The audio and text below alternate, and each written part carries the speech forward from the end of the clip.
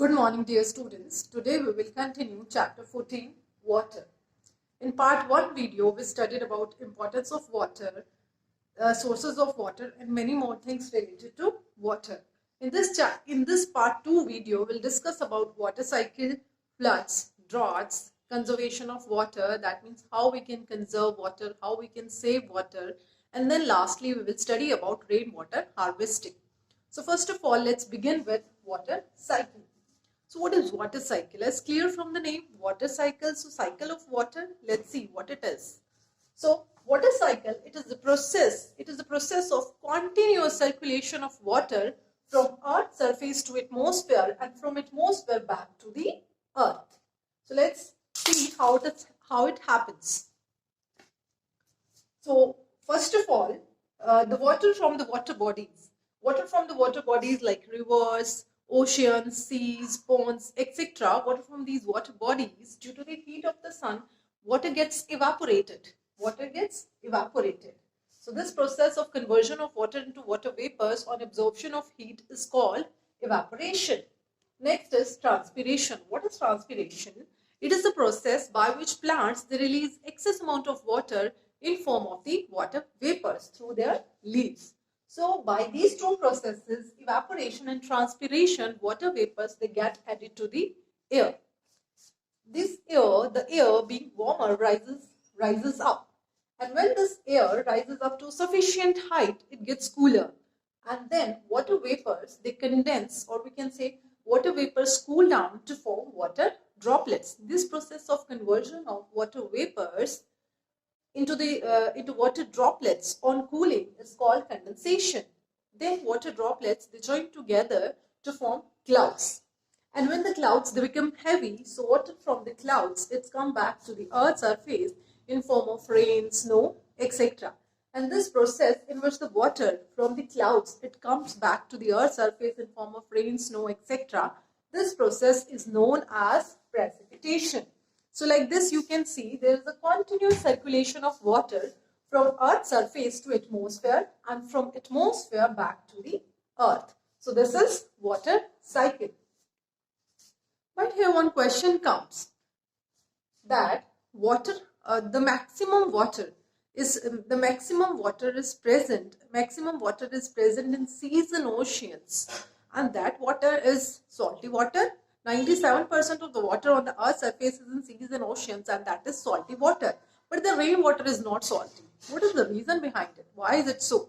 Because when evaporation takes place, only the water gets converted into the water vapors, leaving behind the salts. It will be more clear with one example. We all know that we have studied that common salt, it is obtained from seawater. How it is obtained? Seawater, it is allowed to stand in the shallow pits. Seawater is allowed to stand in the shallow pits for few days. And then due to the heat of the sun, after few days, water gets evaporated, leaving behind the salts. And then this salt, it is collected and it is purified for the later use. So this clarifies that water from the water bodies like the seas and oceans, only the water gets evaporated, leaving behind the salts. So that's why rainwater is not salty.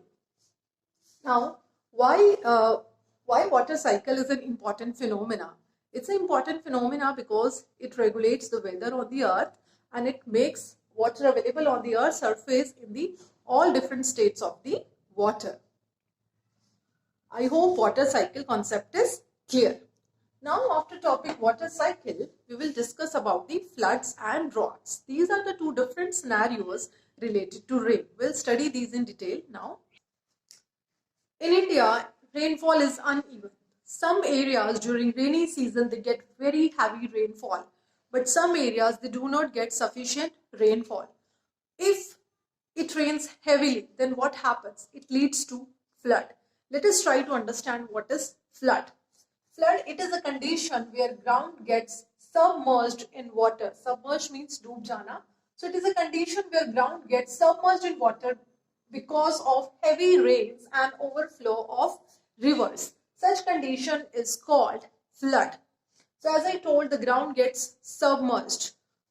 How it happens, as I told, during the rainy season, if it rains heavily, then the water level in the rivers, it increases. Then water from the river banks, it starts flowing into the nearby villages, towns, fields, etc.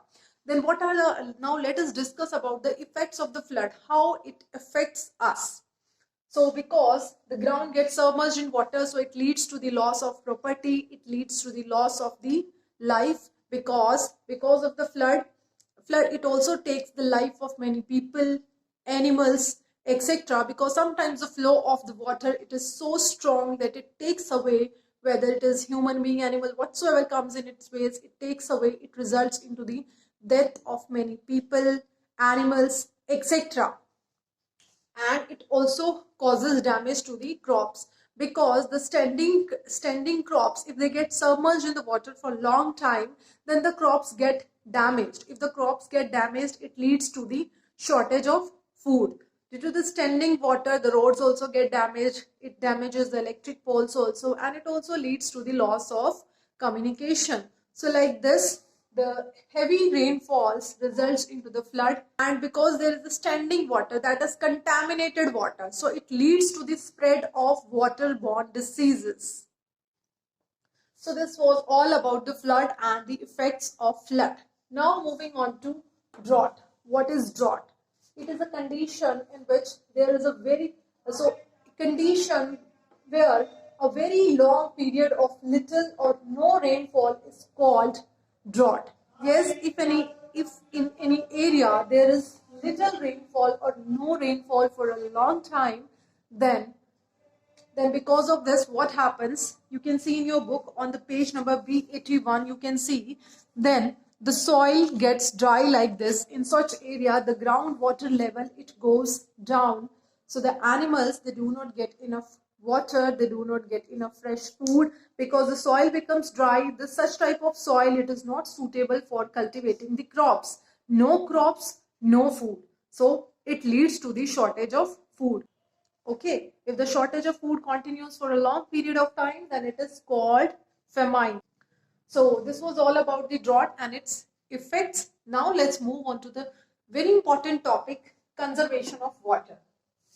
First of all, what is conservation of water? Conservation of water means use water wisely and avoid the wastage of water. How we can conserve water? At individual level also, we can take various steps to conserve water. For example, at your home, instead of using shower for bath, take water in the bucket. And similarly, for washing vehicles at your home, don't use the water pipes, take water in the buckets and fix the leaking taps. If we talk at the industrial level, then recycle the used water for industrial use and use efficient irrigation techniques. That means, for example, drip irrigation. Drip irrigation is a type of irrigation in which the water is provided through a network of pipes. Water is provided directly to the roots of the plants, drip by drip. So there is no loss of water. So we should opt such type of drip irrigation techniques, such type of efficient irrigation techniques. And we should develop the habit of rainwater harvesting. Rainwater harvesting means collecting and storing rainwater for later use. This we will discuss in detail after some time. There are many other steps also that can be taken, like it is given on the page number B81. Develop or construct the plants for the desalination of seawater. What is the meaning of this? Seawater, we know that it is salty. Okay, it has high salt content, so it cannot be used directly for the consumption. If it needs to be used for the domestic purpose, first it needs to be processed. So what is the meaning of this desalination of the seawater? Desalination of the seawater means the process by which the salt content of the salty water, it is removed so as to make it fit for the consumption. So such type of plants can also be constructed where the desalination of seawater is done so as to avoid this crisis of the water. Next and the last topic is rainwater harvesting. So the rainwater harvesting, this is the process of collecting and storing rainwater for the later use. What is the basic idea behind this? You can underline on your page number B81 that basic idea behind the rainwater harvesting is catch water where it falls. So how we can do this rainwater harvesting? Let us try to understand this. So the rainwater from the rooftops, it can be collected through the pipes into the storage tanks. But this rainwater, it is not so pure that it can be used directly. So it should be stored in the storage tank. Then it should be passed through a filter so that it can be used for the domestic purposes. And the second way is similarly the water from the rooftop, it should be collected. It can be collected in the pits where it can go directly to the under the ground so as to recharge underground water. So like this, the rainwater, it can be collected and stored for the later use. So dear students, this was all about chapter water. Thank you.